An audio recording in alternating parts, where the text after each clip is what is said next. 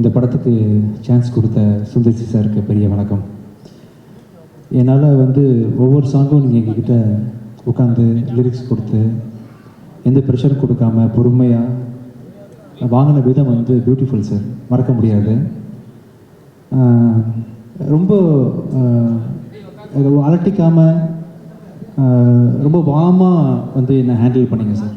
அந்த டைமில் நாம் தென்காசியில் போய் பொள்ளாச்சியில் போய் கம்போஸ் பண்ண டேஸ் எல்லா விஷயத்தையும் இப்போ கூட அந்த சாங் பார்க்கும்போது இன்றைக்கி இன்டர்நேஷ்னல் ஆல்பத்தில் ஒரு கொரியோகிராஃபி அண்ட் ஃப்ரேமிங் இருக்குங்க சார். அந்த மாதிரி நீங்கள் பிஃபோர் ஒரு 10 இயர்ஸ் ரொம்ப ரிச்சாக நீங்கள் அதை ஒவ்வொரு சாங்க்கு என்னென்ன மேக்ஸிமம் எத்திக்ஸ் ஃபாலோ பண்ணணுமோ பண்ணி ரொம்ப கிராண்டாக இப்போ தான் ஒரு 2 டேஸ்க்கு முன்னாடி இந்த மதக் ராஜா ரிலீஸ் பண்ண போகிறோம்னு சொல்லிட்டு நம்ம அனௌன்ஸ் பண்ண உடனே இவ்வளோ தூரம் ஒரு ஃப்ரெஷ் படத்துக்கு எவ்வளோ அங்கீகாரம் கிடைக்கணுமோ அந்த அளவுக்கு கிடைக்கிறதுக்கு ஈக்குவலான விஷுவல்ஸை நீங்கள் அப்போவே பண்ணியிருக்கீங்க சார்.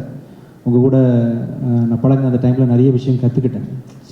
எவ்வளோ பெரிய சாதனையாளர் நீங்கள், எத்தனை படங்கள் பண்ணியிருக்கீங்க, ப்ரொடியூசர், ஆக்டர், அண்ட் எவ்வளோ நீட்சியாக உங்களோட தொடர்ச்சி. இப்போ கூட பார்த்தீங்கன்னா அரண்மனை, பிளாக் பஸ்டர் இன்னும் பண்ணுவீங்க ஒரு 15-20 வருஷம்.